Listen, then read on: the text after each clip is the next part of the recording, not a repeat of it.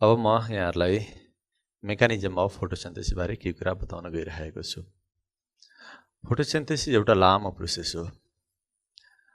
यो एउटा सिंगल स्टेपमा सक्ने रिएक्सन होइन। यहाँ कार्बन डाइअक्साइड, वाटर, अरु धेरै लाइट भयो, क्लोरोफिल सबैको आफ्नो आफ्नो रोल छ र फाइनली चाहिँ ग्लुकोज भन्ने यो एकैचोटि लामो प्रोसेसबाट at the end of the long process glucose बन्छ अथवा फुड बनाउँछ। अब यो लङ प्रोसेसलाई दुईटा पार्टमा डिभाइड गरेको छ। यो लामो प्रोसेसलाई बुझ्नको सजिलोको लागि दुईटा फेजमा फर्स्ट हाफ र सेकेन्ड हाफमा बाँडिएको छ। फोटोसिन्थेसिसको फर्स्ट हाफ अथवा आधी काम इन प्रेजेन्स अफ लाइट मात्रै कम्प्लिट हुन्छ र पछाडिको आधी कामको लागि लाइट भए पनि नभए पनि केही फरक पर्दैन। सो यसरी whole mechanism is divided into two important and distinct phase, light reaction and dark reaction.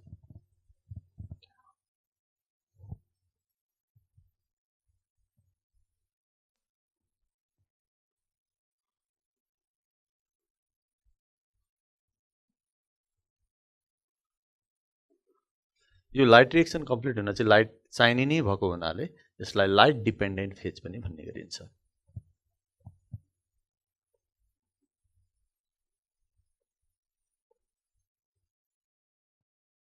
अनि यो डार्क रिएक्सन चाहिँ यो लाइट नभए पनि कम्प्लिट हुने भएको हुनाले लाइट इन्डिपेन्डेन्ट फेज भनिन्छ यसलाई।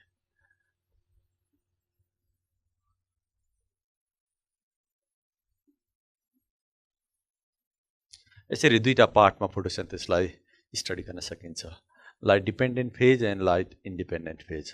अब होल मेकानिजम भनेको चाहिँ यो दुईटैलाई जोडेपछि होल मेकानिजम भन्छ। सो प्रोसेस लाइट रिएक्सनबाट सुरु हुन्छ र at the end of the dark reaction glucose बन्ने गर्छ। अब म यहाँहरुलाई लाइट रिएक्सनको बारेमा बताउन गइरहेको छु।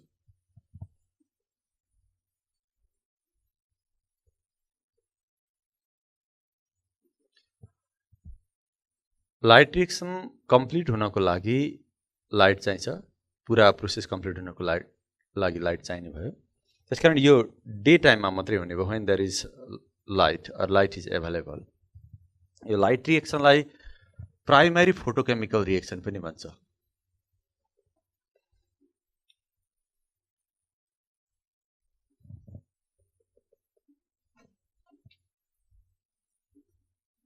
प्राइमरी फोटोकेमिकल रिएक्सन भनेर पनि बुझ्ने गर्छ। कसैले यसलाई हिल रिएक्सन पनि भन्छ।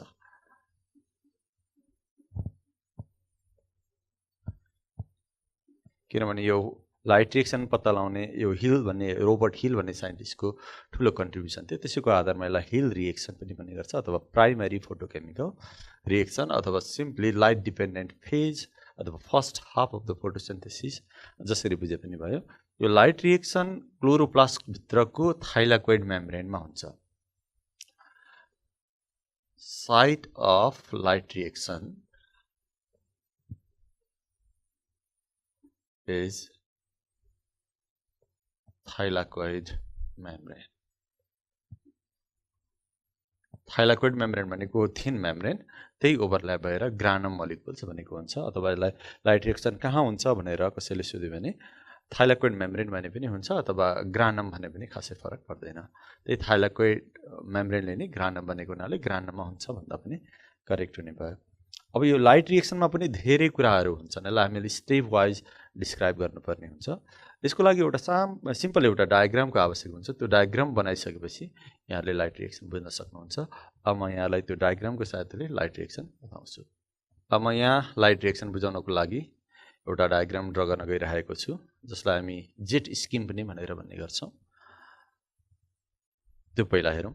सो पहिले नै मैले बताइसकेको छ कि लाइट रिएक्सन अथवा फोटोसिन्थेसिसमा दुईटा ग्रुपमा पिगमेन्टहरू बसेको हुन्छ। एउटा ग्रुपमा भएको पिगमेन्टहरूलाई पिगमेन्ट सिस्टम फर्स्ट भनिन्छ अनि अर्को ग्रुपमा बसेको पिगमेन्टहरूले पिगमेन्ट सिस्टम सेकेन्ड बनाउँछ।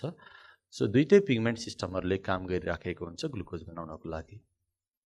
सो लाइट रिएक्सनमा दुईटै पिगमेन्टहरूले काम गरेको हुन्छ। कसरी काम गर्छ त्यही कुरा यहाँ देखाउँछु। जस्तै कि मैले यहाँ एउटा ग्रुप बनाएँ, मानिलिउँ यो एउटा पिगमेन्टको ग्रुप हो, यसलाई मैले पिगमेन्ट सिस्टम फर्स्ट भने, मानिलिउँ यो पिगमेन्ट सिस्टम फर्स्ट हो। यसलाई सर्टकटमा पिगमेन्ट सिस्टम फर्स्ट भनेर यसरी लेख्न पनि सकिन्छ। यसलाई फोटो सिस्टम भन्ने पनि हुन्छ।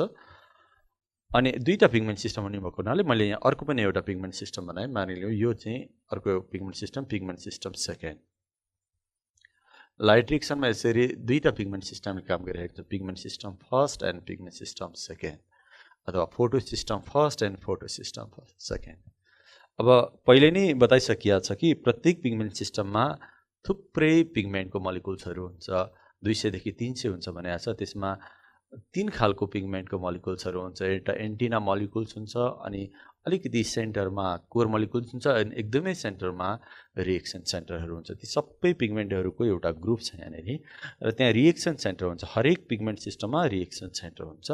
रिएक्सन सेन्टर भनेको चाहिँ जहिले पनि क्लोरोफिल ए नै हुन्छ।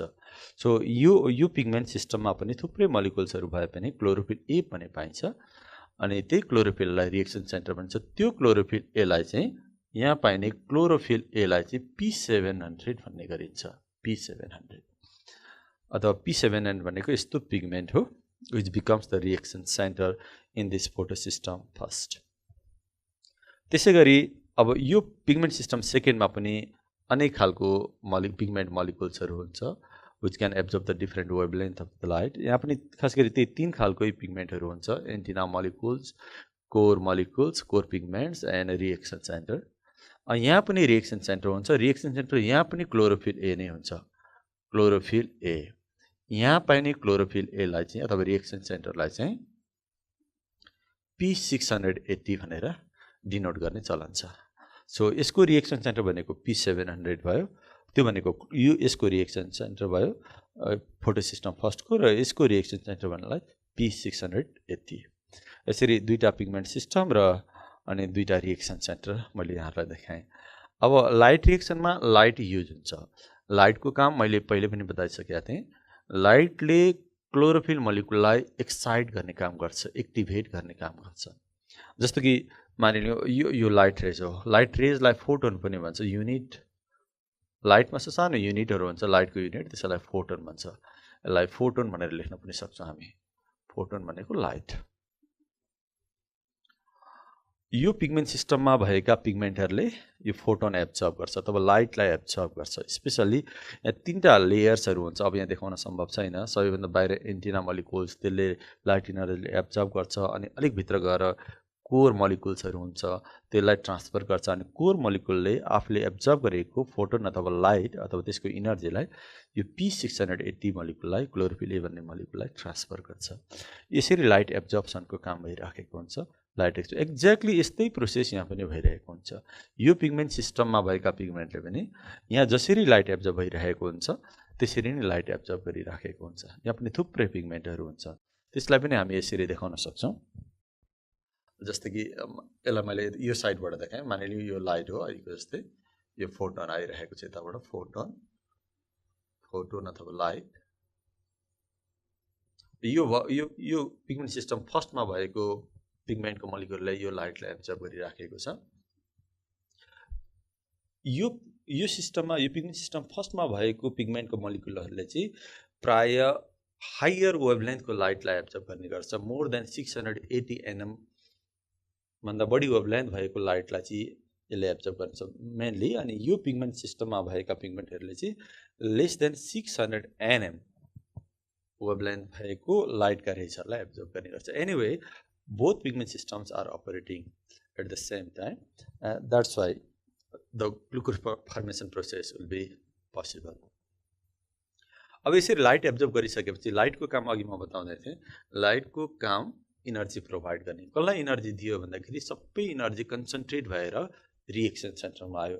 यहाँनिर जति एब्जर्ब भएको इनर्जी हुन्छ त्यो सबै P700 अथवा यो क्लोरोफिल ए भन्ने मलिकुलमा गयो, अनि यो यो पिगमेन्ट सिस्टममा भएका मलिकुलले एब्जर्ब गरेको टोटल लाइट इनर्जी यो P680 भन्ने अथवा यो क्लोरोफिल ए मलिकुलमा गएर कन्सन्ट्रेट भयो। जब थुप्रै पिगमेन्ट मलिकुल्सहरूले इनर्जी ट्र्याप गर्दै क्लोरोफिल एलाई दिन्छ, अनि क्लोरोफिल ए एक्टिभेट हुने काम गर्छ। क्लोरोफिल ए एक्टिभेट भइसकेपछि, एक्साइटेड भइसकेपछि यसले इलेक्ट्रोन रिलिज गर्छ। जेनरली 2टा फोटोन एब्जर्ब गर्यो भने 2टा इलेक्ट्रोन रिलिज गर्ने गर्दछ। एउटा फोटोनले एउटा इलेक्ट्रोन रिलिज गर्ने, त्यसो कारण 2टा फोटोन एब्जर्ब भयो भने 2टा इलेक्ट्रोन रिलिज गर्छ। यहाँबाट पनि एक्ज्याक्टली त्यही हुन्छ। यो P680 ले पनि 2टा इलेक्ट्रोन रिलिज गर्छ, यसले पनि यो P700 ले पनि 2टा इलेक्ट्रोन रिलिज हुन्छ। यसरी यो इलेक्ट्रोन रिलिज गर्ने काम हुन्छ यसरी। 2 electrons are released in this way. यो पिगमेन्ट सिस्टमबाट पनि रिलिज हुन्छ, यो अर्कोबाट पनि रिलिज हुन्छ, यहाँबाट पनि दुईटा इलेक्ट्रोन यसरी रिलिज हुन्छ। त्यो चाहिँ कसरी भयो भन्दाखेरि क्लोरोफिल मलिक्युलको एक्साइटमेन्ट भयो, बढी एक्टिभेट भयो, हाई इनर्जी लेभलमा पुग्यो क्लोरोफिल। अनिखेरि क्लोरोफिल मलिक्युलको सबैभन्दा आउटर रिङमा भएका इलेक्ट्रोन्सहरू चाहिँ एक्साइटेड भएर क्लोरोफिल मलिक्युललाई छोडेर हायर इनर्जी लेभलमा पुग्छ। यसरी इलेक्ट्रोन्सहरू रिलिज हुन्छ from this chlorophyll A and from this chlorophyll A. This is called excitation of chlorophyll and release of electrons. यसरी इलेक्ट्रोन रिलिज भइसकेपछि त इलेक्ट्रोन कहाँ जान्छ भन्ने कुरा आयो। यहाँबाट पनि एक्साइटेड, यहाँ माथि जानु भनेको चाहिँ इलेक्ट्रोन्सहरू यो क्लोरोफिल ए लाई छोडेर माथितिर यतातिर गएको देखाएको भनेको चाहिँ यो इलेक्ट्रोन्सहरू लोअर इनर्जी लेभलबाट इलेक्ट्रोन यो क्लोरोफिल ए लाई छोडेर यतातिर गएको देखाएको भनेको चाहिँ यो इलेक्ट्रोन लोअर इनर्जीको स्टेटबाट हायर इनर्जी स्टेटमा पुगेको भनेर देखाउन खोजेको। यसरी सिधै माथि जान्छ भनेर त होइन।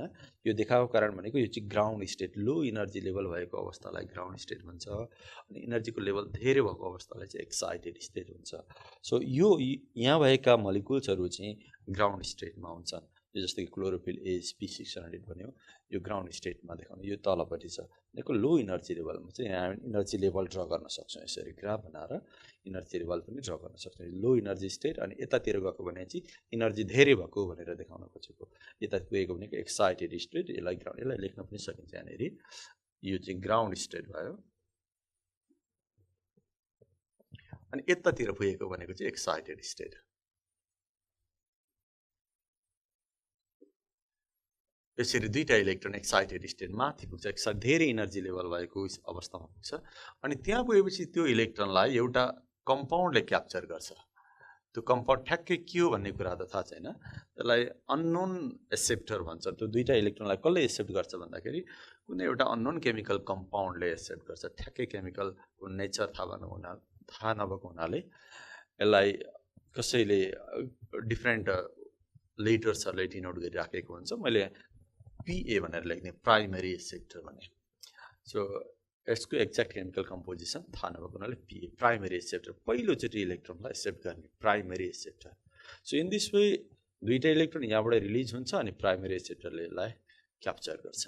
एक्ज्याक्टली त्यही कुरा यहाँ पनि हुन्छ। यहाँ पनि कुनै एउटा primary acceptor of unknown chemical composition यसलाई दुईटा इलेक्ट्रोनलाई एक्ज्याक्टली यहाँ जे भयो, जे कुरा मैले डिस्क्राइब गरेँ त्यही कुरा यहाँ पनि हुन्छ।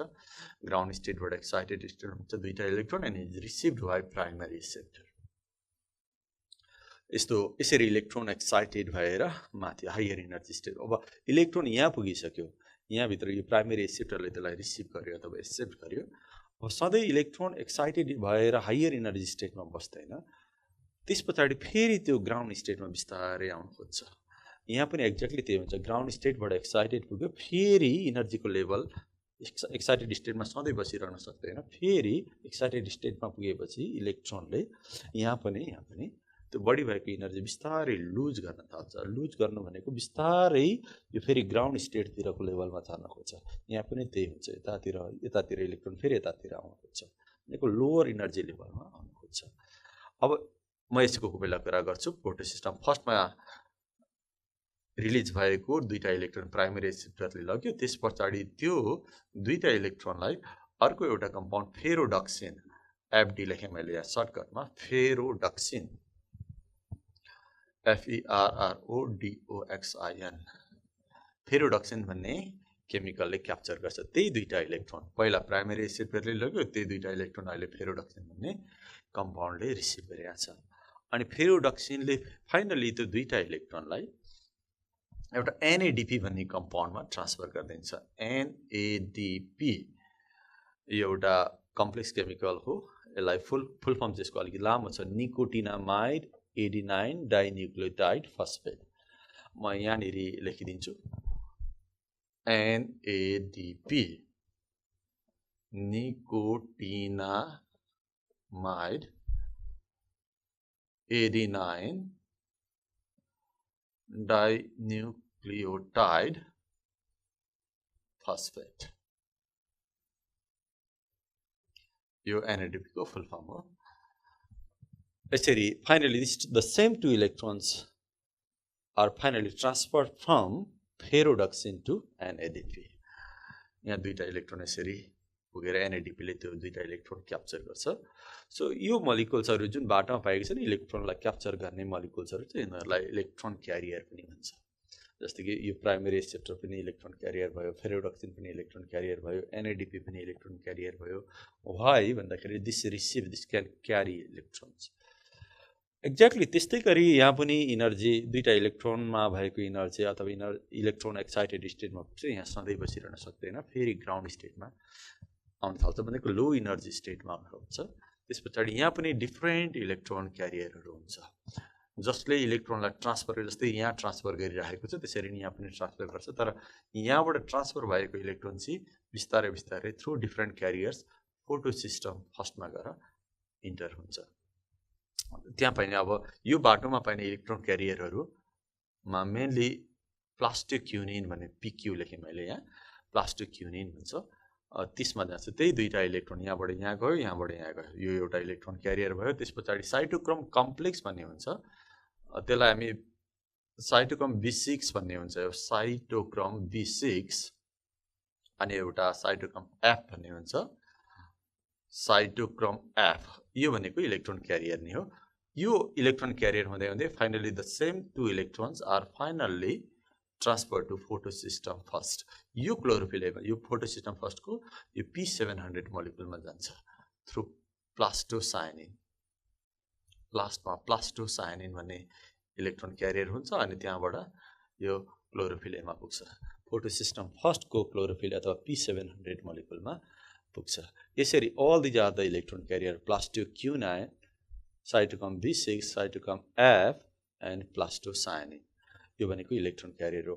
जस्तै कि अब इलेक्ट्रोन यहाँबाट यहाँ पुगेको थियो, अब एक्साइटेड स्टेटमा बस्न सकिएन, अनि खेरि अलिकति इनर्जी लुज गरियो, अनि खेरि लोअर स्टेटमा आयो. त्यो लोअर स्टेटमा आएको बेला त्यो दुईटा इलेक्ट्रोनलाई प्लास्टोक्युनिन भन्ने कम्पाउन्डले रिसिभ गर्यो, फेरि त्यसले अर्को क्यारियरलाई ट्रान्सफर गरेपछि त्यही दुईटा इलेक्ट्रोन यसरी मुभ गरिराखेको छ थ्रु डिफरेन्ट इलेक्ट्रोन क्यारियर. यिनीहरूलाई इलेक्ट्रोन क्यारियर भन्ने मैले PQ लेखेँ. PQ को फुल फर्म हुन्छ, मैले यतातिर लेख्ने PQ भन्नाले प्लास्टोक्युनिन, प्लास्टोक्युनिन. अनि यहाँ PC भन्ने CYT भन्ने वर्ड आयो यहाँनिर. CYT भन्नाले साइटोक्रोम एन्ड अर्को आयो PC भन्ने वर्ड आयो, त्यसलाई चाहिँ plaster CYANIN. So these are the name of the electron carriers. यहाँ युज भएको इलेक्ट्रोन क्यारियरहरुको मैले नाम लेख्दै. Through these electron carriers, finally the same two electrons released by P680 reaches to P700. यसरी इलेक्ट्रोन यता यता आको तलतिर आको देख्दाखेरि के देखिन्छ भन्दाखेरि इनर्जी हायर स्टेटबाट लोअर स्टेटमा, यो भनेको ग्राउन्ड स्टेट हो. यो ग्राउन्ड स्टेट भयो, एक्साइटेड स्टेट भयो, एक्साइटेड स्टेटबाट फेरि इनर्जी लस गर्दै गर्दै गर्दै गर्दै थ्रु डिफरेन्ट इलेक्ट्रोन क्यारियर त्यही दुईटा इलेक्ट्रोन फेरि P700 मोलिक्युलमा गयो. यसरी इनर्जी लस गर्दाखेरि यो स्टेजमा लस भएको इनर्जीलाई अर्को एउटा मोलिक्युलले क्याप्चर गर्छ. ADP भन्ने मोलिक्युलले क्याप्चर गर्छ. एडिनोसिन डाइफस्फेट भन्छ. जस्तो हामीलाई ATP त सबैले सुनेकै छौँ होला. ATP भन्ने एडिनोसिन ट्राइफस्फेट भयो, अनि यो भनेको चाहिँ ADP एडिनोसिन डाइफस्फेट.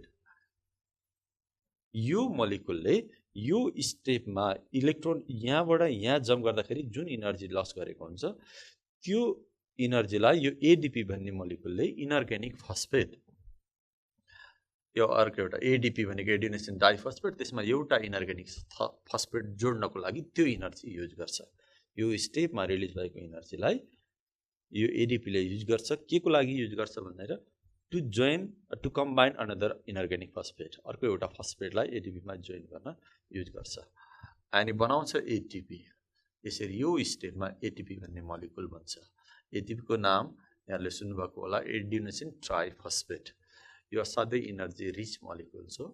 यही मोलिक्युललाई युज गरेर सेलले आफ्नो काम गरिराखेको हुन्छ. सो अन द वे यसलाई डाउन हिल प्रोसेस पनि भन्छ. यो बाटोमा तलतिर आएको डाउन हिल प्रोसेसमा इनर्जी रिलिज हुन्छ and ATP molecules are form by the reaction of ADP and inorganic phosphate. यसरी यो इलेक्ट्रोन कुद्दाखेरि यसलाई फ्लो अफ इलेक्ट्रोन पनि भन्न सक्छौँ हामी. इलेक्ट्रोन कुद्दाखेरि एटीपी बन्यो when light is available. So यसरी एटीपी बन्ने प्रोसेसलाई चाहिँ फोटोफस्फोराइलेसन भनिन्छ. So what is photophosphorylisation भनेको के रहेछ भन्दाखेरि it is the formation of ATP. ATP बन्ने प्रोसेसलाई नै फोटोफस्फोराइलेसन हुन्छ. यो एटीपी कतिखेर बन्द भन्दाखेरि when light reaction occurs.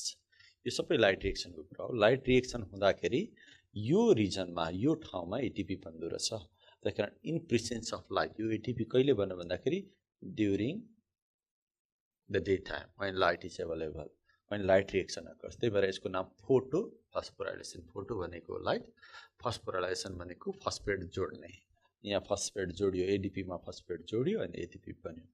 यो प्रोसेसको नाम हो फोटोफस्फोराइलेसन. यसरी एटीपी बन्ने काम भयो. यो एकदमै इम्पोर्टेन्ट. लाइट रिएक्सनको एउटा मेन प्रोडक्ट भनेकै यो एटीपी हो. यसरी एटीपी बन्यो. सो यसरी फाइनली यहाँबाट निक्लेको दुईटा इलेक्ट्रोन के भयो भन्दाखेरि यो बाटो कुद्दै कुद्दै थ्रु दिस डिफरेन्ट इलेक्ट्रोन क्यारियर्स यहाँ गयो. यहाँ किन गयो भन्दाखेरि यहाँ दुईटा इलेक्ट्रोन सर्टेज भएको छ. यो हामीले बुझ्नुपर्छ. जस्तै कि यहाँ पनि यहाँ जे काम भएको छ, जसरी इलेक्ट्रोन रिलिज भएको छ त्यसै गरी यहाँ पनि इलेक्ट्रोन रिलिज भएको थियो. भनेपछि यहाँनिर इलेक्ट्रोनको सर्टेज भएको छ. यो क्लोरोफिल एमा अथवा P700 मोलिकुलमा दुईटा इलेक्ट्रोनको सर्टेज भएको थियो अघि. अब यो फुलफिल भयो. फुलफिल कहाँबाट आयो त्यो दुईटा इलेक्ट्रोन भन्दाखेरि यो P680 मोलिकुल्सबाट आयो. यसले रिलिज गरेको इलेक्ट्रोन नै यसरी थ्रु डिफरेन्ट इलेक्ट्रोन क्यारियर सर्दै सर्दै सर्दै यहाँ गएर जुन इलेक्ट्रोनको सर्टेज भएको थियो जसलाई इलेक्ट्रोन होल पनि भनिन्छ.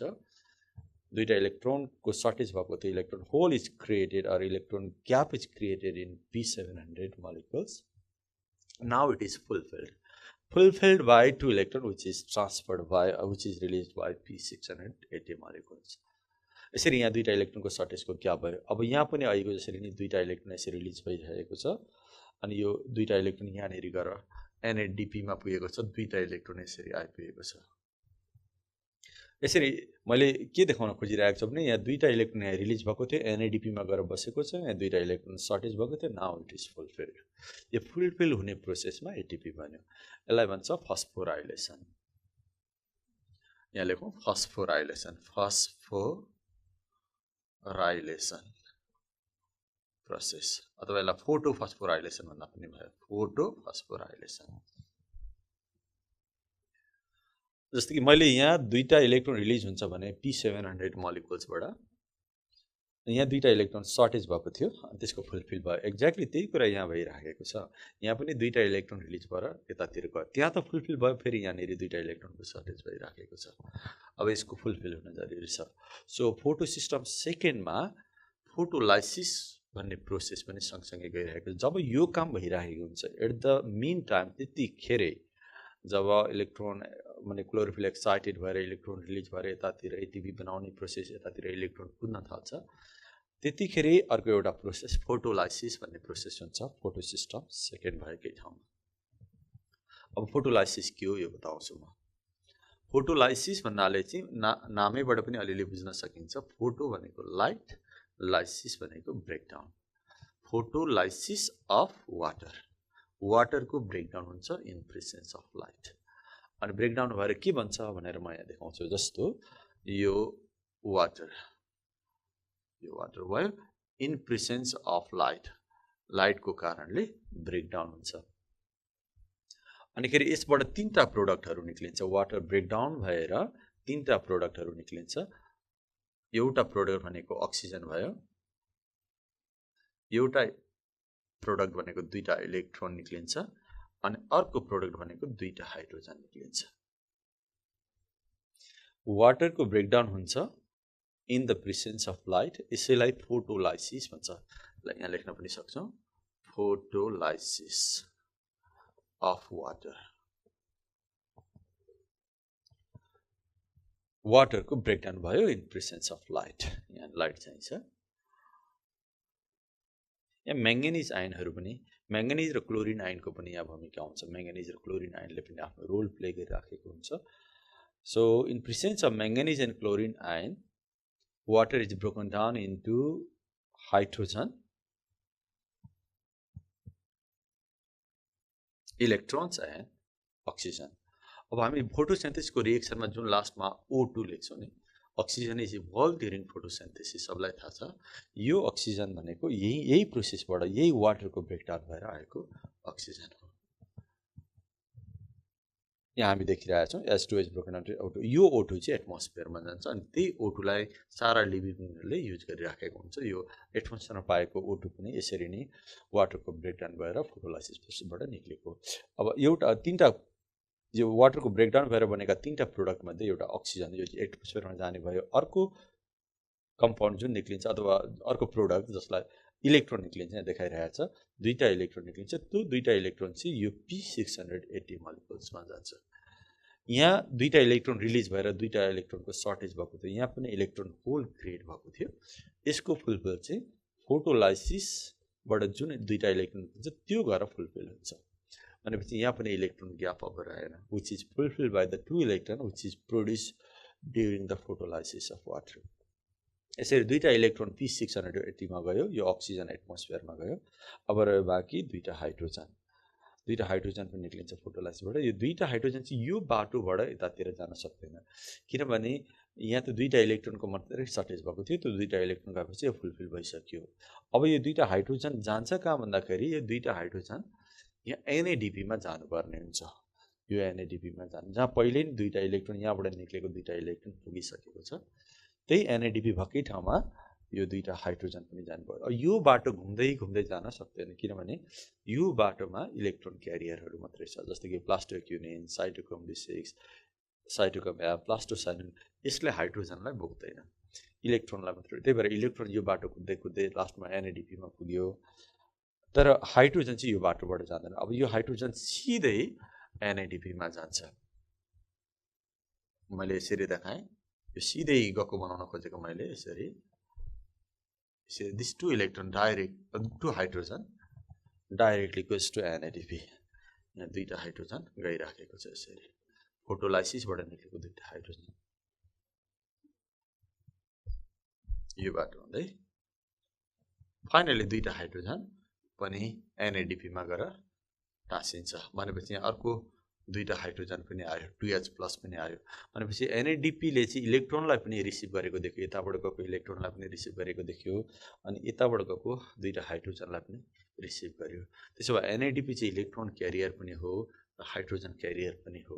तर फेरोडक्सिन भनेको चाहिँ इलेक्ट्रोन क्यारियर, यो भनेको इलेक्ट्रोन क्यारियर, यो भनेको इलेक्ट्रोन क्यारियर। NADP चाहिँ electron as well as hydrogen carrier, receives both or can carry both electron and hydrogen. यसरी अब NADP ले दुईटा इलेक्ट्रोन र दुईटा हाइड्रोजनलाई बोकिसकेपछि अब NADP रिड्युस भएर NADPH2 भन्छ।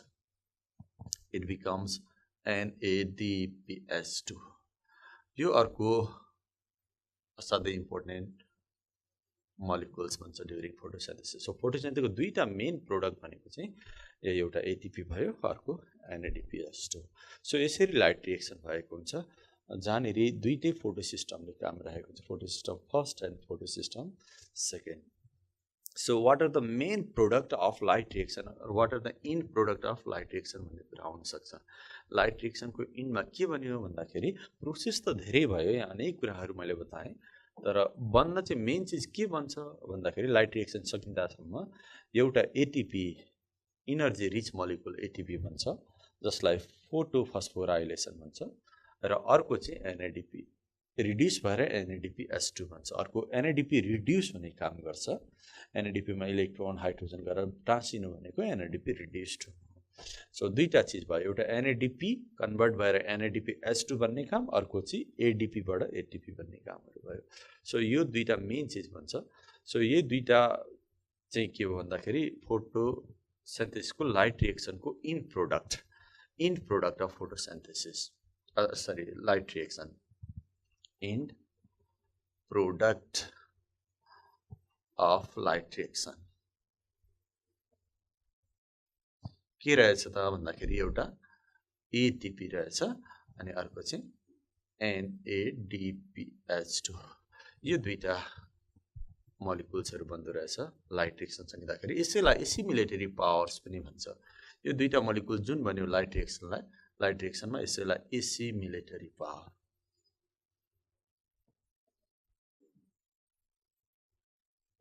भन्छ।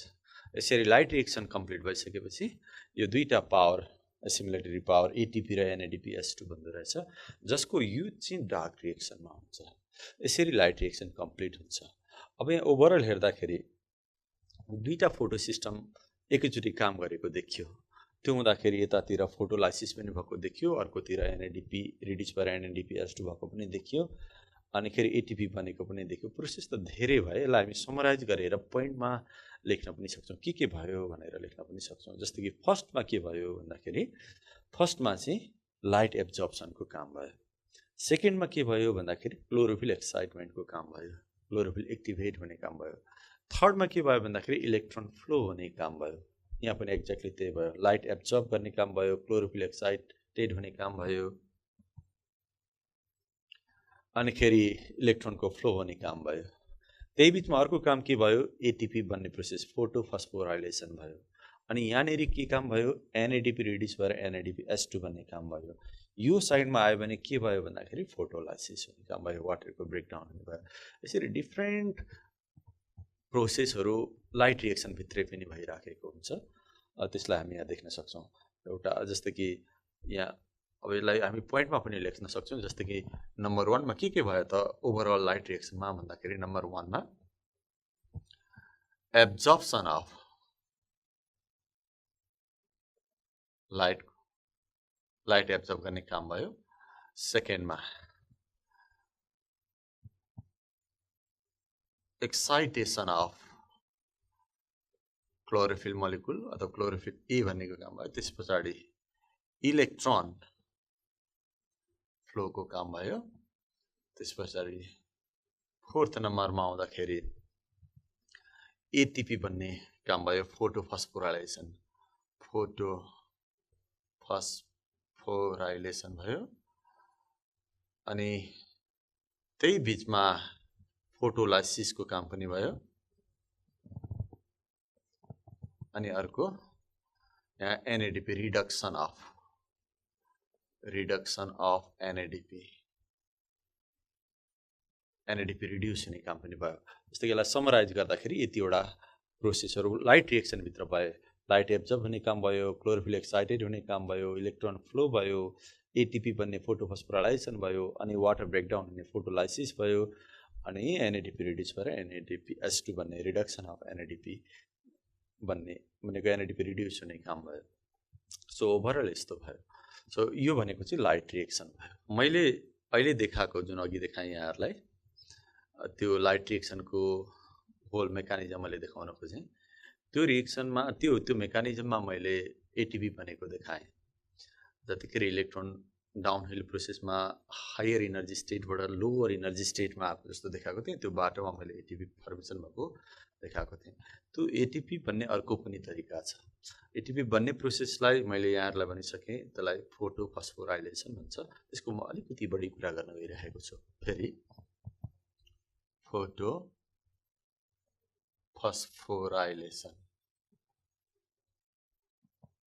फोटोफस्फोराइलेसन भनेकै एडिपी र इनअर्गानिक फेसले जोडेर एटिपी बन्ने प्रोसेस हो, एटिपी भन्छ। यही प्रोसेसलाई फस्फेट जहाँनिर जोडिन्छ त्यसैलाई फस्फोराइलेसन भन्छ।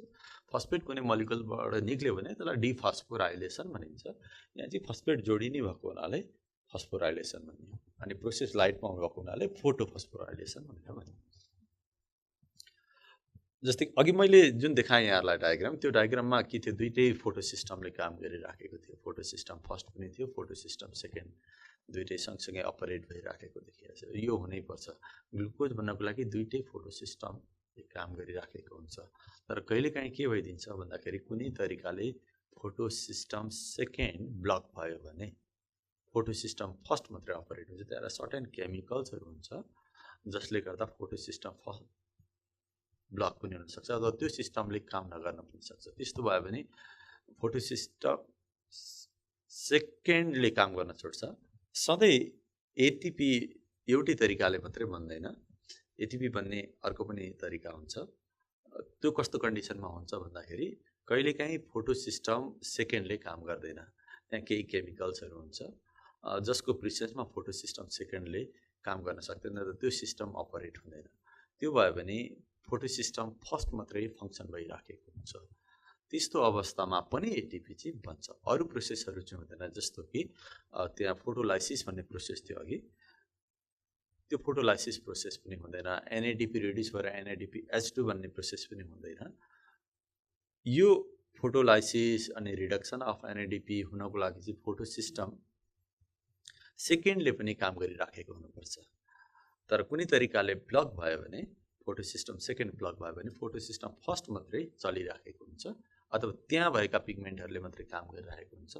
यस्तो भयो भने एटिपी चाहिँ बन्छ, तर एनएडिपी रिड्युस हुँदैन र फोटोलाइसिस पनि हुँदैन। अब त्यस्तो भयो भने एटिपी चाहिँ बन्छ, त्यहाँनिर पनि फस्फोराइलेसन हुन्छ। त्यसरी फस्फोराइलेसन दुई तरिकाले हुने भयो। एउटा भयो साइक्लिक फोटोफस्फोराइलेसन,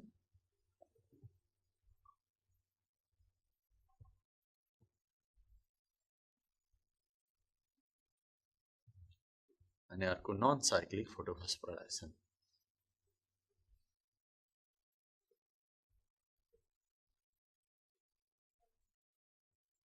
फस्फोराइलेसन यसरी दुई खालको प्रोसेसबाट एटिपी बन्छ।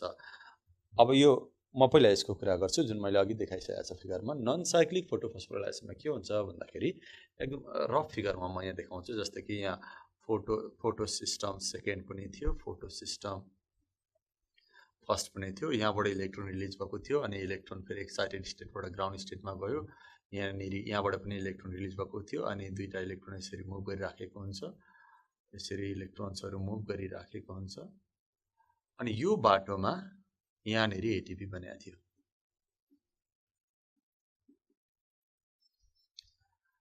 यस्तो भएको थियो, अनि यहाँनिर वाटरको ब्रेकडाउन भएको थियो। H2O ब्रेकडाउन भएर अक्सिजन अनि दुईटा इलेक्ट्रोन, दुईटा हाइड्रोजन यसरी रिलिज भएको थियो। अनि यहाँ गएर NADPH2 बन्छ, अनि यो दुईटा हाइड्रोजन यसरी यहाँनिर जान्छ। ओभरअल एउटा लाइट रिएक्सनको मेकानिजम यही हो। तर यहाँनिर एटिपी बनेको देखियो, फस्फोराइलेसन भयो।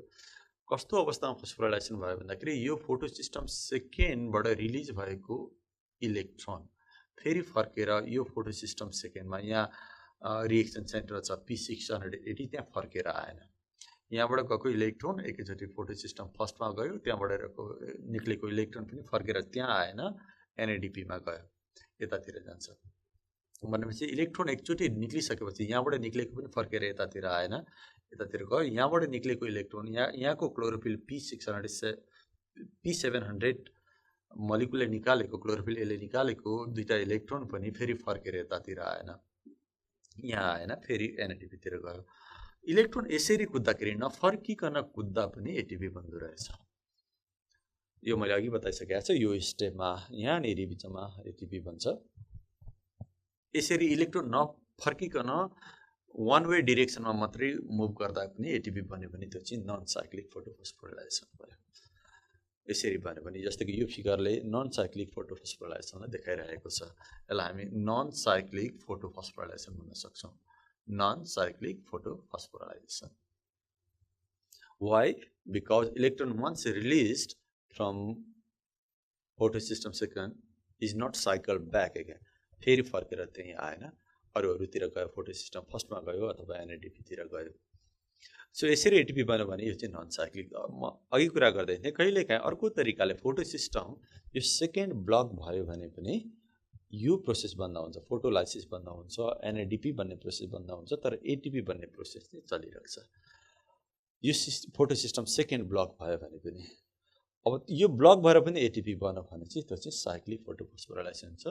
यो प्रोसेसमा चाहिँ इलेक्ट्रोन एक ठाउँबाट निक्लेको, जहाँबाट निक्लिन्छ त्यही फर्केर आउँछ। तर यो साइक्लिक फोटोफस्फोराइलेसनमा यो सिस्टम चाहिँ ब्लक हुन्छ अथवा यसले काम गर्दैन, यो सिस्टमले काम गरिरहेको हुन्छ।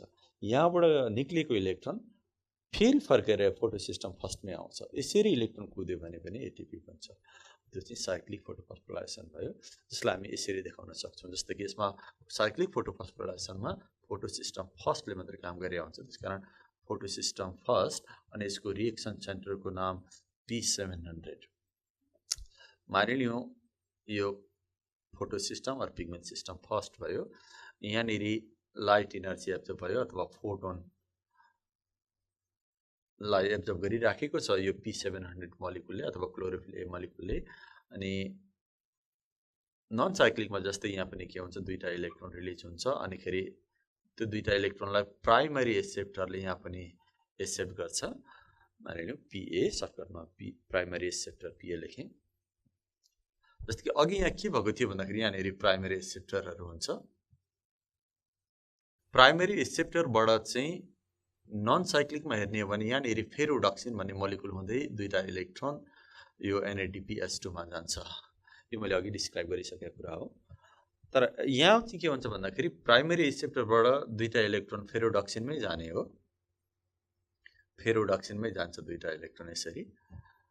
अनि फेरोडक्सिनबाट फर्केर यहाँनिर अर्को एउटा साइटोक्रोम कम्प्लेक्स हुँदै फेरि प्लास्टोसाइनिन हुँदै यहाँनिर साइटोक्रोम B6, साइटोक्रोम F छ यहाँनिर, साइटोक्रोम B6 अनि त्यस पछाडि साइटोक्रोम F छ, अनि मात्रै प्लास्टोसाइनिन छ, अनि त्यस पछाडि यो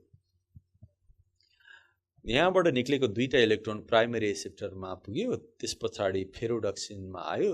अब नन साइक्लिकमा हो भने फेरोडक्सिनबाट NADP तिर जान्छ, अनि साइक्लिक भयो भने चाहिँ फेरोडक्सिनबाट साइटोक्रोम कम्प्लेक्समा आउँछ। साइटोक्रोम कम्प्लेक्समा साइटोक्रोम B6 भन्ने हुन्छ, अनि साइटोक्रोम F हुन्छ।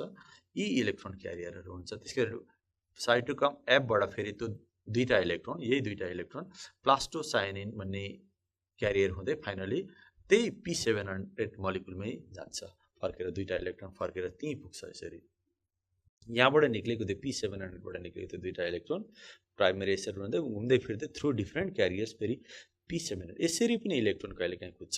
त्यो कस्तो कन्डिसनमा कुद्छ भन्दाखेरि फोटो सिस्टम सेकेन्ड अपरेट भएन भने, यो सिस्टमले काम गरेन भने यो मात्रै पनि चल्न सक्छ। तर यो हुँदाखेरि मैले बताइसकेँ फोटोलाइसिस हुँदैन, NADPH2 हुँदैन। त यो तरिकाले इलेक्ट्रोन कुद्दा पनि ATP चाहिँ भन्छ। तर ATP एक ठाउँ होइन दुई ठाउँ भन्छ। यसको फाइदा एक ठाउँमा होइन दुई ठाउँमा ATP। एउटा ATP कहाँनिर भन्छ भन्दाखेरि जब इलेक्ट्रोन प्राइमरी एक्सेप्टरबाट फेरोडक्सिनमा आउँछ, यो स्टेपमा आउँछ, यहाँनिर एउटा ATP भन्छ। when electron jumps from primary acceptor to ferredoxin, यो स्टेटमा जम्प गर्दाखेरि अथवा यो हायर स्टेटबाट यो लोअर स्टेटमा आउँदाखेरि जुन इनर्जी रिलिज भएको हुन्छ, त्यो रिलिज भएको इनर्जीलाई यहीँनिर ADPले युज गर्छ ATP बनाउन। अनि अर्को ATP चाहिँ नन साइक्लिक जस्तै साइटोक्रोम B6बाट साइटोक्रोम Fमा इलेक्ट्रोन जम्प गर्दाखेरि ATP बन्छ यो स्टेपमा। सो यहाँनिर दुईटा ATP बन्यो, एउटा चाहिँ यहाँ यो स्टेपमा, अर्को चाहिँ यो स्टेपमा। सो यसरी नन साइक्लिक फोटो फस्फोराइलेसन हुँदाखेरि अथवा इलेक्ट्रोन एक ठाउँबाट निक्लेर फेरि फर्केर त्यहीँ पुग्दा पनि ATP बन्द रहेछ। अझ बढी दुईटा ATP बन्द रहेछ। बरु नन साइक्लिकमा एउटा ATP बनिएको छ, साइक्लिकमा दुईटा ATP बनिराखेको हुन्छ। यसरी यस्तो तरिकाले ATP बन्यो भने यसलाई साइक्लिक फोटो फस्फोराइलेसन हुन्छ, दुई ठाउँमा ATP बन्छ। सो साइक्लिक फोटो केही समयको लागि नन साइक्लिक स्टप भएर साइक्लिक भयो भने प्लान्टलाई फाइदै हुन्छ। के फाइदा हुन्छ भन्दाखेरि यो प्रोसेसमा धेरै ATP मोलिकुल्सहरू जेनेरेट भयो। यसरी फोटो फस्फोराइलेसन प्रोसेस कम्प्लिट हुन्छ दुईटा मेथडबाट। मेनली त नन साइक्लिक फोटो फस्फोराइलेसन हुन्छ, अनि कहिलेकाहीँ साइक्लिक फोटो फस्फोराइलेसन हुन्छ। सो दुईटै प्रोसेसमा ATP भन्यो। त्यो ATP चाहिँ डार्क रिएक्सनमा युज हुन्छ। डार्क रिएक्सनमा CO2लाई रिड्युस्ड गरेर ग्लुकोज बनाउनु पर्ने हुन्छ, अनि त्यो रिड्युस गराउनको लागि इनर्जी चाहिन्छ। त्यो इनर्जी भनेको चाहिँ यही ATP मोलिकुल्सहरू हो। यो साइक्लिक अथवा नन साइक्लिक प्रोसेसमा रिलिज भएको ATP मोलिकुल्स यसलाई युज गरेर डार्क रिएक्सनमा ग्लुकोज बनाउनु पर्ने हुन्छ। So this is the use of or this is the significance of ATP molecules which are produce during light reaction. अब म यहाँहरूलाई फोटोसिन्थेसिसको सेकेन्ड हाफ जसलाई डार्क रिएक्सन भन्छ त्यसको बारेमा केही कुरा बताउन गइरहेको छु। सो नामै डार्क रिएक्सन भनेपछि यो प्रोसेस, यो पार्ट कम्प्लिट हुनको लागि, फोटोसिन्थेसिसको यो सेकेन्ड हाफ कम्प्लिट हुनको लागि लाइटको जरुरी पर्दैन। लाइट नभए पनि हुन्छ, लाइट भए पनि हुन्छ। So this dark reaction is also called light independent phase of photosynthesis भनिन्छ।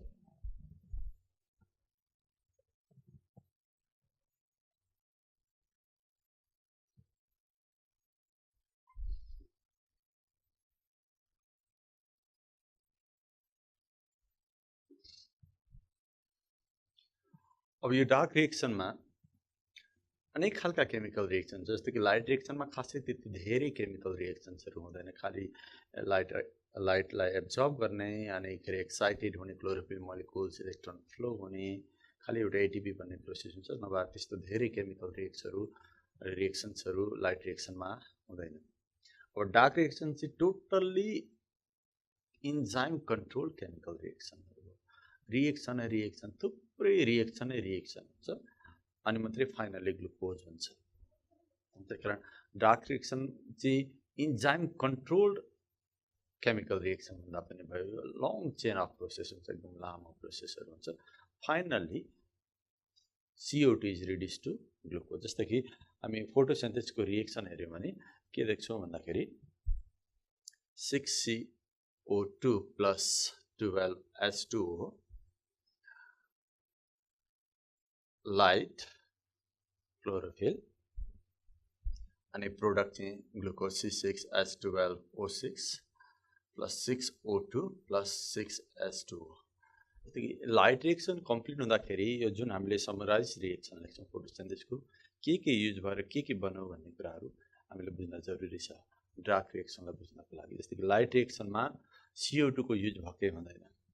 लाइट रिएक्सन सकिँदाखेरि अथवा जतिखेरसम्म फोटोसिन्थेसिसको लाइट रिएक्सन कम्प्लिट हुन्छ, सो अहिलेसम्म CO2 युज भएको हुँदैन लाइट रिएक्सन सकिन्जेलसम्म। अब लाइट रिएक्सनमा त्यसो भए के युज भयो भन्दाखेरि वाटर युज भएको हुन्छ। जस्तो फोटोलाइसिस अफ वाटर भन्ने प्रोसेस हुन्छ, त्यहाँनिर वाटर युज भएको हुन्छ। लाइट रिएक्सनमा लाइट अभियसली युज हुने नै भयो अनि यो लाइट एब्जर्ब गर्नको लागि क्लोरोफिल मोलिकुलहरू पनि युज हुने भयो। लाइट रिएक्सनमा ग्लुकोज बनिसके हुँदैन, यो काम बाँकी छ। अक्सिजन रिलिज हुने काम पनि भइसक्यो। जुन मैले यहाँ सर्कल गरेको छु यी मोलिकुल्सहरू जस्तो कि यसमा वाटर युज भयो, लाइट युज भयो, क्लोरोफिल युज भयो लाइट रिएक्सनमा, अनि खेरि के निक्लियो भन्दाखेरि अक्सिजन निक्लिसक्यो। यति काम चाहिँ भइसक्यो फोटोसिन्थेसिसको। अब डार्क रिएक्सनमा के हुन काम बाँकी छ त, फोटोसिन्थेसिसको के काम बाँकी छ भन्दाखेरि CO2 युज हुन बाँकी छ अनि ग्लुकोज भन्ने काम बाँकी छ। सो डार्क रिएक्सन भनेको CO2 लाई रिड्युस गरेर ग्लुकोज बनाउने अनि त्यही बाटोमा वाटर पनि निक्लिन्छ। सो डार्क रिएक्सन भनेको के रहेछ, the reduction of CO2 into glucose. अब यो रिडक्सन CO2 लाई ग्लुकोज बनाउने भनेको लामो प्रोसेस हुन्छ, असाध्यै लामो प्रोसेस। यसैलाई मैले अघि भन्दै थिएँ long chain of process which are controlled by different enzyme control chemical रिएक्सनहरू हुन्छ। सो यहाँनिर धेरै इन्जाइम्सहरूले काम गरेको हुन्छ। अनि खेरि लाइट रिएक्सनमा निक्लेका एसिमुलेटेड पावर्सहरू पनि युज हुन्छन्। के निक्लेका थिए भन्दाखेरि एउटा एटिपी निक्लेको थियो, एटिपी, अर्को NADPH2 निक्लेको थियो, NADPH2। यो दुईटा एसिमुलेटेड पावर भयो लाइट रिएक्सनको। यसलाई युज गरेर CO2 is reduce to glucose by using different type of enzymes. यही प्रोसेसलाई डार्क रिएक्सन भन्छ। अच्छा, अन द वे H2O पनि निक्लिन्छ। So what is dark reaction भनेको के भन्यो भन्दाखेरि CO2 रिड्युस बनाएर ग्लुकोज बनाउने by the use of assimilated power. This is called dark reaction. अब यो लामो प्रोसेस हुन्छ भने यो लामो प्रोसेस पत्ता लगाउने मान्छेको नाम चाहिँ मेल्भिन क्याल्भिन भन्ने साइन्टिस्टले गरे हो। त्यही भएर यसलाई केल्भिन साइकल पनि भन्छ, डिस्कभर्ड बाई मेल्भिन क्याल्भिन भन्ने साइन्टिस्टले यो लामो प्रोसेस कसरी CO2 रिड्युस भएर ग्लुकोज बन्छ, लङ चेन अफ रिएक्सन पत्ता लगाउने मान्छेको साइन्टिस्टको नाम भयो मेल्भिन क्याल्भिन। त्यही भएर यो डार्क रिएक्सनलाई केल्भिन साइकल पनि भनिन्छ, अल्सो कल्ड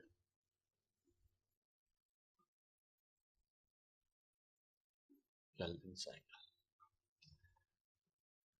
अनि यसका अनेक अरू नामहरू पनि दिइएको छ, जस्तो कि मैले यहाँ केल्भिन साइकल भने, डार्क रिएक्सन भने, कसैले C3 साइकल पनि भन्छ यसलाई, C3 cycle also called C3 cycle. अब किन C3 साइकल भन्यो भन्दाखेरि जुन लामो रिएक्सन हुन्छ भने स्टार्टिङ त CO2 बाट हुन्छ, CO2 कन्भर्ट हुँदै हुँदै हुँदै हुँदै फाइनल्ली C6 बनियो। कार्बन डाइअक्साइडको C यहाँ हुँदाखेरि C6 भइसक्नुपर्छ। यो एकैचोटि हुँदैन, लामो प्रोसेसबाट हुन्छ। सो CO2 पहिलोचोटि युज हुन्छ अनि पहिलोचोटि के बन्छ भन्दाखेरि यहाँनिर 3वटा कार्बन भएको एउटा कम्पाउन्ड बन्छ। यस्तो कम्पाउन्ड भन्छ पहिलोचोटि यो रिएक्सन हुन्छ, लामो रिएक्सन हो, पहिलोचोटि बनेको कम्पाउन्डमा 3वटा कार्बन हुन्छ। त्यही भएर यो होल डार्क रिएक्सनलाई C3 साइकल पनि भन्छ कसैले C3 cycle, Calvin cycle, dark reaction अथवा light independent phase of photosynthesis जे भने पनि कुरा एउटै हो। यस प्रोसेसमा त्यही CO2 कन्भर्ट भएर ग्लुकोज भन्ने काम हुन्छ। अब यो प्रोसेस कहाँ हुन्छ, what is the site of dark reaction भन्ने कुरा पनि बुझ्न जरुरी छ। डार्क रिएक्सन कहाँ हुन्छ भन्दाखेरि फोटोसिन्थेसिस कहाँ हुन्छ भने त क्लोरोप्लास्टभित्र हो। लाइट रिएक्सन कहाँ हुन्छ भन्दाखेरि क्लोरोप्लास्टभित्रको थाइलाकोइड मेम्ब्रेनमा हुन्छ। अनि डार्क रिएक्सन चाहिँ कहाँ हुन्छ भन्दाखेरि क्लोरोप्लास्टभित्रको फ्लुइडमा हुन्छ। त्यो अस्ति पनि हामीले कुरा गरेको थियौँ। सपोज यो एउटा क्लोरोप्लास्ट मानौँ, डबल मेम्ब्रेन स्ट्रक्चर हुन्छ, मानिलिउँ यिनीहरू भनेको चाहिँ let's suppose all these are the thylakoid membrane, let's suppose थुप्रै यसरी थाइलाकोइड मेम्ब्रेनहरू ओभरल्याप भएर ग्रानुम बनाएको हुन्छ। अनि यहाँभित्र एउटा फ्लुइड हुन्छ, यसैको नाम हो स्ट्रोमा। यो होल बनाएको भनेको चाहिँ क्लोरोप्लास्ट, मानिलिउँ क्लोरोप्लास्ट, यिनीहरू थाइलाकोइड मेम्ब्रेनहरू भए। अनि यो फ्लुइडको नाम चाहिँ स्ट्रोमा। स्ट्रोमा यो भनेको फ्लुइड। यही फ्लुइडमा यो सारा रिएक्सन CO2 रिड्युस भएर ग्लुकोज भन्ने प्रोसेस यही फ्लुइडमा हुन्छ। So stroma is the site of dark reaction. Stroma is the site of dark reaction. किन त्यहाँ हुन्छ भन्दाखेरि all the enzymes, यो सबै enzymes भयो, ATP भयो, NADPH2, यो सबै enzymes अनि यो molecules चाहिने molecules सबै यो फ्लुइडमा फ्लोट भइराखेको हुन्छ, त्यही फ्लुइडमा पाइन्छ। This fluid contains different type of enzymes related to complete the process. That's why. So this fluid is the site of dark reaction. यसलाई हामीले अर्को सजिलो तरिकाले बुझ्दाखेरि वाट इज डार्क रिएक्सन भन्यो भने यो यस्तो लामो प्रोसेस हो जहाँबाट कार्बन कन्भर्ट भएर कार्बन डाइअक्साइडको कार्बन कन्भर्ट भएर ग्लुकोजको C6 बन्छ। यसलाई पाथ अफ कार्बन भनेर पनि कसैले भन्ने गर्छ। यो कार्बन डाइअक्साइडको C कसरी C6 बन्छ, कुन बाटो हुँदै कुद्छ यो कार्बन, लामो बाटो हुन्छ, कम्प्लेक्स प्रोसेस हुन्छ। त्यही भएर यसलाई पाथ अफ कार्बन, डार्क रिएक्सनलाई पाथ अफ कार्बन भनेर बुझ्दा पनि हुन्छ। यो निकै कम्प्लेक्स प्रोसेस छ। यो कम्प्लेक्स प्रोसेस पत्ता लगाउने अघि मैले बताइसकेँ मेल्भिन केल्भिन। यो लामो एकदम कम्प्लेक्स प्रोसेस पत्ता लगाएको हुनालाई उहाँलाई चाहिँ मेल्भिन केल्भिनलाई 1954 को नोबेल प्राइज पनि प्रोभाइड गरिएको थियो। Nobel prize in 1954। अब यो कम्प्लेक्स प्रोसेसलाई अलिकति हामी समराइज गरेर सर्टकटमा पढ्ने प्रयास गरौँ। अब यो लामो रिएक्सनलाई ब्रेक डाउन गरेर तीनटा स्टेप्सहरुमा हामी अन्डरस्ट्यान्ड गर्न सक्छौँ अथवा बुझ्न सक्छौँ। ओभरअल मेकानिजम चाहिँ फेरि एकचोटि हामी हेरौँ अनि खेरि त्यसपछि ब्रेक डाउन गरेर तीनटा स्टेपमा यसलाई स्टडी गरौँ। Overall reaction of C3 cycle तो डार्क रिएक्सनमा के हुन्छ भन्दाखेरि यहाँहरुलाई म बताउन गइरहेको हुन्छु। डार्क रिएक्सनमा 6 वटा 6CO2 मोलिकुल्स अनि 12 वटा NADPH2 मोलिकुल जुन लाइट रिएक्सनमा प्रोड्युस भएको हुन्छ, 12 वटा NADPH2 मोलिकुल्स र 18 वटा 18 ATP molecules react गर्छ in presence of different types of enzymes र बनाउँछ प्रोडक्ट। डार्क रिएक्सनमा त ग्लुकोज बन्नै पर्यो। के बनाउँछ भन्दाखेरि C6H12O6 बनाउँछ अनि खेरि 12 वटा NADPH2 युज भइसकेपछि 12 NADP बन्छ। अब यो 12 NADP बन्छ अनि 18 वटा ATP युज हुन्छ अनि 18 ADP बन्छ अनि लास्टमा 6 वटा यहाँनेरि 6 वटा वाटरको मोलिकुल पनि बन्छ प्लस 6H2O। यो चाहिँ overall reaction that shows the dark reaction process. CO2 use हुन्छ, अघि बताएकै कुरा हो। CO2 युज भएर ग्लुकोज बन्छ in the presence of NADPH2 and ATP. These two are the assimilatory powers. So एउटा ग्लुकोज बनाउनको लागि 6 वटा कार्बन चाहियो, कार्बन डाइअक्साइड चाहियो, किनभने एउटा कार्बन डाइअक्साइडमा त एउटा मात्रै कार्बन हुन्छ, ग्लुकोज बनाउनलाई 6 वटा कार्बन चाहियो, त्यही भएर 6 वटा कार्बन डाइअक्साइड युज हुन्छ। अनि त्यसलाई रिड्युस गरेर यो C6 बनाउनको लागि 12 वटा NADPH2 र 18 वटा ATP मोलिकुल्सहरु युज हुन्छ। So this is the very summarised reaction of C3 cycle. अब यसलाई स्टेप वाइज गरेर तीनटा स्टेपमा हामी ब्रेकडाउन गरेर बुझ्न सक्छौं। डार्क रिएक्सनको जुन लामो प्रोसेस छ यसलाई हामी तीनटा स्टेपमा समराइज गरेर पढ्न लिइरहेका छौं। त्यो तीनटा स्टेपको नाम के हो भन्दाखेरि फर्स्ट फेज अथवा first part of the dark रिएक्सनलाई चाहिँ कार्बोजाइलेसन फेज भन्ने गरिन्छ।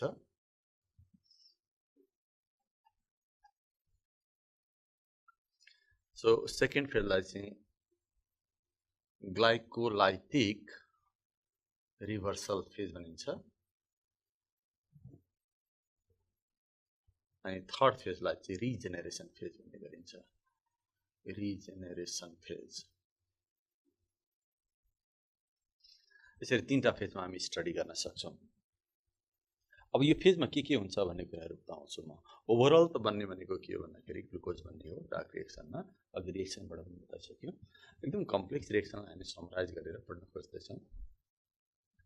अब डार्क रिएक्सन स्टार्ट कहाँबाट हुन्छ भन्दाखेरि यसलाई C3 साइकल हुन्छ, जहाँबाट सुरु हुन्छ त्यही पोइन्टमा गएर चाहिँ यो साइकल कम्प्लिट हुन्छ। त्यो भयो भने मात्रै त्यसलाई साइकल भन्न मिल्छ, नभए वान वे रिएक्सन भयो भने त त्यो साइकल भन्न मिल्दैन। त्यसकारण यहाँ स्टार्ट कहाँबाट हुन्छ भन्दाखेरि RUBP भन्ने एउटा कम्पाउन्ड हुन्छ। 5 वटा कार्बनले बनेको एउटा कम्पाउन्ड हुन्छ RUBP, त्यसबाट सुरु हुन्छ। र यो प्रोसेसमा सुरुमा के इन्टर गर्छ भन्दाखेरि CO2 इन्टर गर्छ। 6 मोलिकुल्स। अब म यसलाई समराइज गर्दैछु अनि खेरि त्यसैबाट यो तीनटा स्टेप कहाँदेखि कहाँसम्म के भन्ने कुरा यहाँहरुलाई बताउने प्रयास गर्छु। त्यसै स्टार्टमा के आउँछ भन्दाखेरि CO2 आउँछ। डार्क रिएक्सनमा CO2 युज हुन्छ। CO2 कतिवटा मोलिकुल CO2 युज हुन्छ भन्दाखेरि अघि मैले बताइसके 6 मोलिकुल अफ CO2 युज हुन्छ। CO2 मा कतिवटा कार्बन छ भन्दाखेरि एउटा मात्रै कार्बन हुन्छ हरेक CO2 मा। त्यसकारण ग्लुकोज बन्नको लागि 6 CO2 युज हुनु पर्यो। अनि CO2 लाई एक्सेप्ट गर्ने फर्स्ट कम्पाउन्ड के हो अथवा CO2 पहिलोचोटी कोसँग रिएक्सन गर्छ भन्दाखेरि RUBP भन्ने कम्पाउन्डसँग रिएक्सन गर्छ। यो असाध्यै इम्पोर्टेन्ट कम्पाउन्ड भयो RUBP, 6 molecule of RUBP। So RUBP को फुल फर्म हुन्छ राइबोलोज बाइफस्फेट। राइबोलोज बाइ यसमा 5 वटा कार्बन हुन्छ। सो 5 कार्बन कम्पाउन्ड यसरी पनि लेख्ने चलन छ। 5C भनेको यो कम्पाउन्डमा 5 वटा कार्बन छ। अनि यो कम्पाउन्ड 6 वटा यो कम्पाउन्ड मोलिकुल्स भनौं अनि 6 वटा कार्बन डाइअक्साइडको मोलिकुल्स रिएक्ट गर्छ यसरी। अथवा this CO2 is first accepted by RUBP. RUBP is the primary acceptor of CO2 in the dark reaction भन्ने गरिन्छ। भनेको सुरुमा CO2 कसले एक्सेप्ट गर्छ अथवा कोसँग रिएक्सन गर्छ भन्दाखेरि RUBP सँग। So this is the primary acceptor. 5 वटा कार्बन हुन्छ। अनि यो रिएक्सन हुनको लागि एउटा इन्जाइम चाहिन्छ, त्यसको नाम हो रुबिस्को।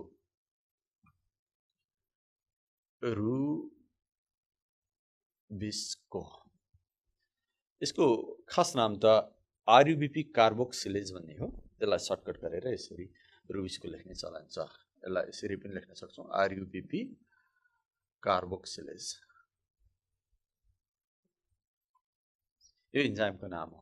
यो दुईटा रिएक्सन गर्नको लागि एउटा इन्जाइम चाहियो, त्यो इन्जाइमको नाम हो RUBP कार्बोक्सिलेज अथवा Rubisco. So in the presence of this Rubisco enzyme, 6 CO2 molecules react with 6 RUBP molecules.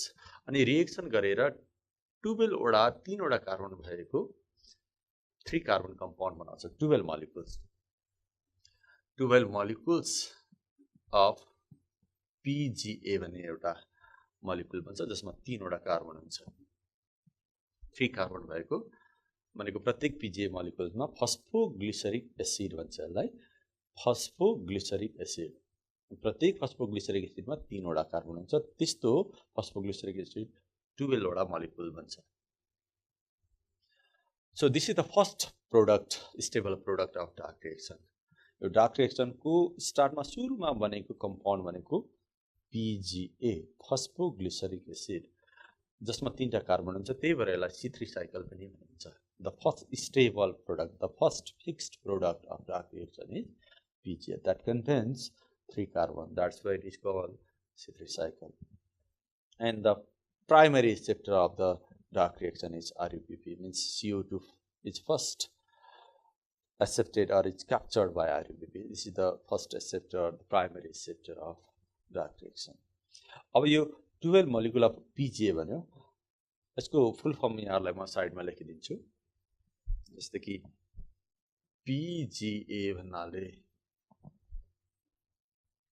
Phosphoglyceric acid भनेर बुझ्नुपर्ने हुन्छ यहाँ RUBP भन्ने पनि आएको छ RUBP यसको चाहिँ राइबुलोज बाइफस्फेट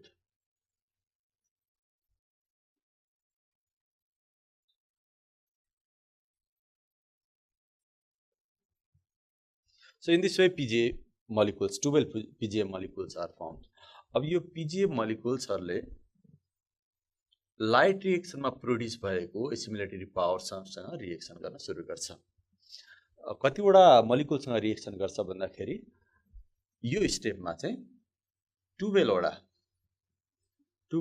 NADPH2 जुन लाइट रिएक्सनमा प्रोड्युस भएको थियो त्योसँग रिएक्सन गर्छ र यो 12 NADPH2 becomes 12 NADP फेरि अक्सिडाइज हुन्छ NADPH2 भनेको चाहिँ रिड्युस भएको अवस्था हो अनि हाइड्रोजन यसलाई दिइसकेपछि आफू जस्ताको जस्तै हुन्छ भनेको सुरुमा NADP नै थियो अहिले हाइड्रोजन H2 बोकेर लिएर आएको थियो अनि बोकेर ल्याउँदा NADPH2 भएको थियो भनेको रिड्युस भएको अवस्था हो यो अनि खेरि यो रिएक्सनमा के भइरहेको छ भन्दाखेरि यो 12 वटा H2 मोलिकुल चाहिँ PGA ले लग्यो अनि खेरि PGA अर्कै कम्पाउन्डमा कन्भर्ट हुन्छ अनि खेरि 12 वटा NADPH2 चाहिँ 12 वटा NADP मा अक्सिडाइज्ड भयो अनि यसले फेरि उता गएर लाइट रिएक्सनबाट यसरी नै हाइड्रोजन बोकेर लिएर आउँछ फेरि यहाँ PGA लाई दिन्छ फेरि फर्केर जान्छ यो यसरी हाइड्रोजन ल्याउने अनि खेरि डार्क रिएक्सनमा दिने फर्केर लाइट रिएक्सनमा जाने यो काम NADP ले गरिराखेको हुन्छ सो यही बीचमा लाइट रिएक्सनमै प्रोड्युस भएको 12 मोलिकुल्स अफ ATP मोलिकुल्स हरु पनि युज भइराखेको हुन्छ so this are the assimilatory power ATP and NADPH2 light रिएक्सनमा अनि यो जुन छ र बन्छ के भन्दाखेरि 12 ADP भन्छ ADP भनेको एडिनोसिन डाइफस्फेट ATP भन्नाले adenosine ट्राइफस्फेट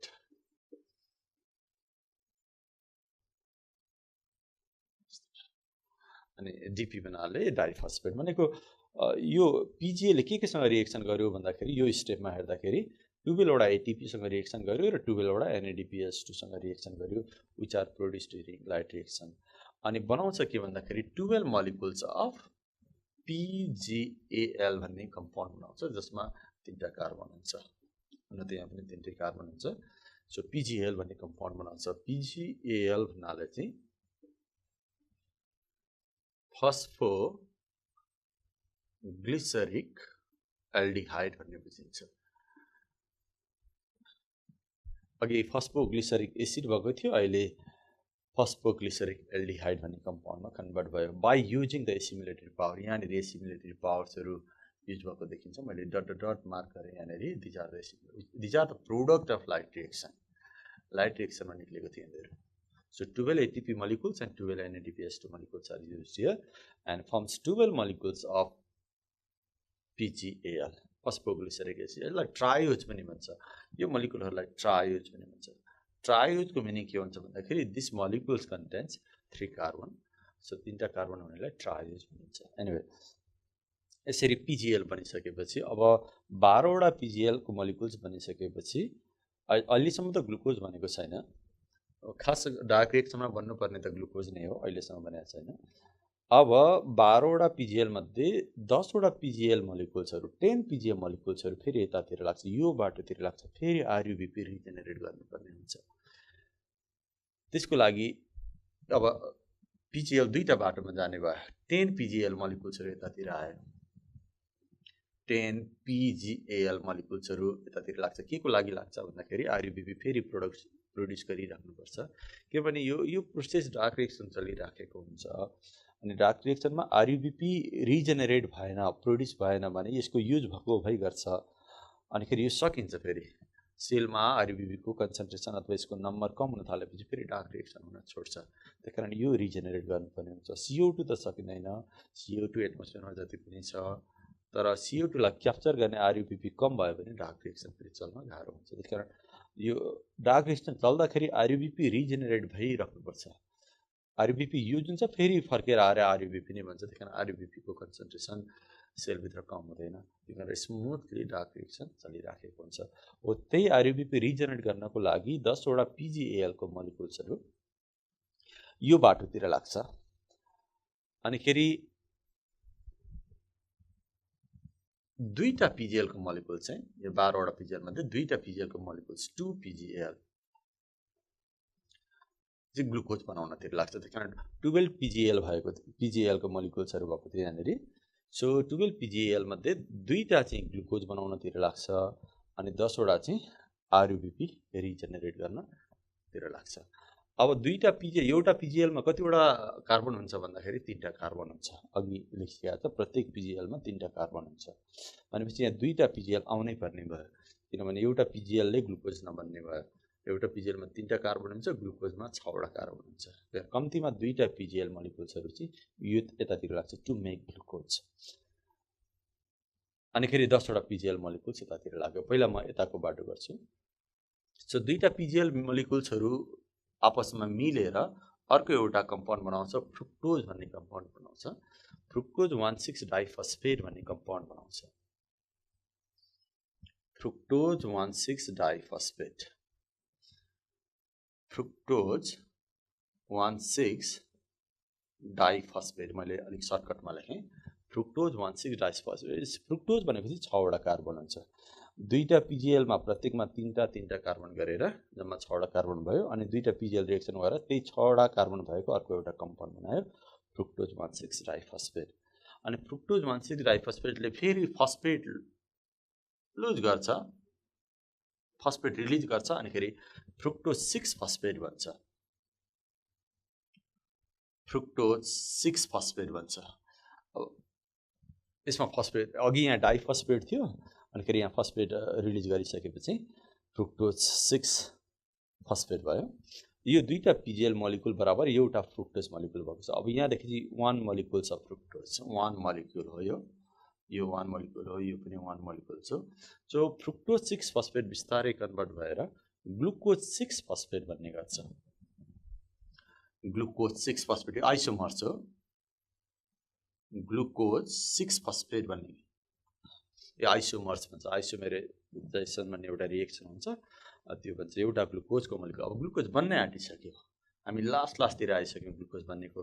so finally glucose 6 phosphate मोलिकुल्सबाट ग्लुकोज 6 फस्फेट मोलिकुल्स भनेको एउटा ग्लुकोज मोलिकुल्स जसमा 6 वटा कार्बन छ र त्यसमा एउटा फस्फेट पनि जोडिराखेको छ। त्यो फस्फेट चाहिँ कार्बन नम्बर 6 मा जोडिएको छ भन्ने बुझिन्छ। जस्तै कि यो केसमा हेर्दाखेरि फ्रुक्टोज 1,6 डाइफस्फेटमा पनि कतिवटा कार्बन हुन्छ, 6 वटा कार्बन नै हुन्छ। तर यहाँ दुईटा फस्फेट छ अनि दुईटा फस्फेट कहाँ जोडिएको छ भन्दाखेरि एउटा कार्बन नम्बर 1 मा जोडिएको छ, कार्बन नम्बर 6 मा जोडिएको छ भनेर बुझ्नुपर्ने हुन्छ। त्यसको मिनिङ यो हो 1,6 डाइफस्फेट 6 फस्फेट भनेको 6 वटा फस्फेट भनेको होइन। फस्फेट चाहिँ एउटा तर कार्बन नम्बर 6 मा जोडिएको भनेको। त्यस्तै यहाँ ग्लुकोज 6 फस्फेट भनेको ग्लुकोजमा 6 वटा कार्बन हुन्छ र यो फस्फेट चाहिँ कार्बन नम्बर 6 मा हुन्छ। अनि त्यो फस्फेट पनि कार्बन नम्बर 6 मा भएको फस्फेट पनि निकालेपछि अनि finally glucose is form. So last स्टेपमा एकदम सर्टकटमा यहाँ फस्फेट निक्लेको बनाएँ मैले। सो फाइनली ग्लुकोज, यसरी ग्लुकोज बने। So this is the main product of photosynthesis. Photosynthesis किन हुन्छ भन्दाखेरि यही ग्लुकोज बनाउनको लागि हुन्छ। सो यसरी यो बाटोबाट दुईटा PGAL मोलिकुलले ग्लुकोज बनायो। This is the main product of photosynthesis. अब रह्यो 10 वटा PGAL। यहाँ 12 वटा PGAL थियो, दुईटा PGAL, दुईटा ट्राइज मोलिकुल्सहरु ग्लुकोजतिर लाग्यो ग्लुकोज बनाउन। अनि खेरि 10 वटा PGAL मोलिकुल्स यतातिर आयो। यहाँ पनि धेरै लामो प्रोसेस छ। यसलाई असाध्यै सर्टकट गर्दाखेरि यो 10 वटा PGAL मोलिकुलले नै RUBP रिजेनेरेट गर्छ। बिचमा रिएक्सन हुन्छ थुप्रै। अब यहाँ सबै सम्भव भएन। अनि यो PGAL ले RUPP बनाउनको लागि 6 वटा ATP यहाँ पनि युज हुन्छ। 6 ATP मोलिकुल्सहरु यहाँ पनि युज हुन्छ। अनि त्यो बनेर 6 ATP युज भएर 6 ADP मोलिकुल्स बन्छ। सो यो 10 PGAL molecules react with 6 ATP and forms RUPP. So यो एकदम summarise form of dark reaction भयो। असाध्यै लामो प्रोसेस छ, मैले निकै समराइज गरेँ यसमा। यो ATP पनि लाइट रिएक्सनको प्रोडक्ट भयो। सो यसरी हेर्दाखेरि अघि मैले सुरुमै मेन्सन गरेको थिएँ overall reaction of dark reaction भनेर एउटा ग्लुकोज मोलिकुल बनाउनको लागि 6 कार्बन भएको ग्लुकोज मोलिकुल बनाउनको लागि कतिवटा ATP युज भयो भन्दाखेरि यहाँ 12 वटा ATP अनि यहाँ 6 वटा ATP, 12 छ 18 वटा ATP मोलिकुल्स युज भएको देखिन्छ र 12 वटा NADPH2 युज भएको देखिन्छ। यो चाहिँ लाइट रिएक्सनको प्रोडक्ट भयो। So this is the very summarise form of dark reaction. अब म यहाँ कुरा गर्दै थिएँ होल डार्क रिएक्सनलाई 3 स्टेपमा बाँडेको छ, carboxylation phase, glycolytic reversal phase and regeneration phase. अब यही हो डार्क रिएक्सन भनेको, त यसैलाई हामीले डिभाइड गर्ने हो 3टा फेजमा। कार्बोजाइलेसन भन्नाले के हुन्छ भन्दाखेरि जहाँ कार्बन डाइअक्साइड युज हुन्छ त्यही कार्बोजाइलेसन हो। डिकार्बोजाइलेसन भनेको के हो भन्दाखेरि जुन प्रोसेसबाट कार्बन डाइअक्साइड निक्लिन्छ त्यो डिकार्बोजाइलेसन भयो। सो यहाँ कार्बोजाइलेसन भएपछि यहाँ कार्बन डाइअक्साइड युज भयो।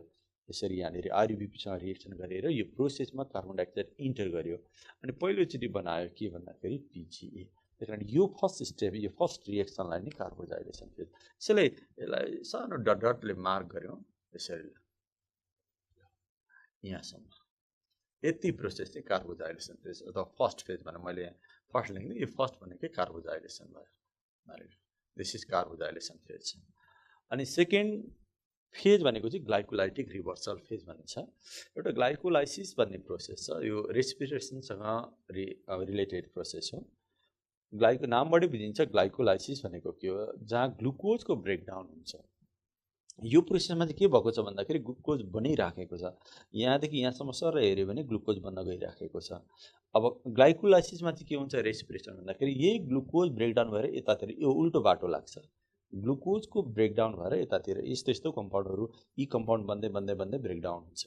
यहाँ के भइरहेको छ, ग्लुकोज बन्ने काम चाहिँ भइरहेको छ, ब्रेकडाउन हुने काम भइरहेको छ। त्यसकारण ग्लाइकोलाइसिस ग्लुकोजको ब्रेकडाउनको ठ्याक्क अपोजिट प्रोसेस, ग्लुकोज बन्ने प्रोसेस भइरहेको छ यहाँदेखि यतातिर लागेपछि। त्यसकारण यसलाई भन्छ ग्लाइकोलाइसिसको ठिक्क उल्टो प्रोसेस भयो।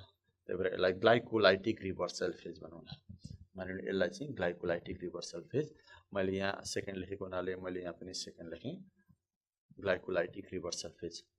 अनि यो फेजमा के भयो भन्दाखेरि 12 वटा PGAL मोलिकुल्स थियो, 10 वटा PGAL मोलिकुल चाहिँ RUPP फेरि प्रोड्युस गर्न युज भएको हुनाले यो फेज, यो PGAL2 या लामो प्रोसेस छ, मैले समराइज गरेको छ।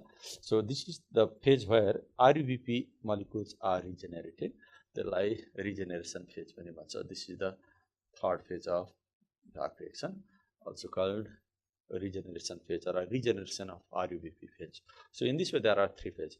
एउटा यो बाटो भयो कार्बोजाइलेसन फेज, अनि अर्को यो PGA देखि ग्लुकोज बनिन्जेलसम्म ग्लाइकोलाइटिक रिभर्सल फेज, अनि अर्को PGAL बाट RUPP बनिन्जेलसम्म रिजेनेरेसन फेज। यसरी डार्क रिएक्सन हुने गर्छ। यो निकै समराइज फर्म हो, सधैँ समराइज गरेर मैले बताएको छु। Anyway, so at the end of dark reaction के देखियो भन्दाखेरि ग्लुकोज बन्यो। सो डार्क रिएक्सन ओभरअल के भयो भन्दाखेरि CO2 molecules are used from atmosphere and use assimilatory powers and glucose is formed. So this is how photosynthesis occurs. At the end of photosynthesis, glucose molecules are formed by the reduction of CO2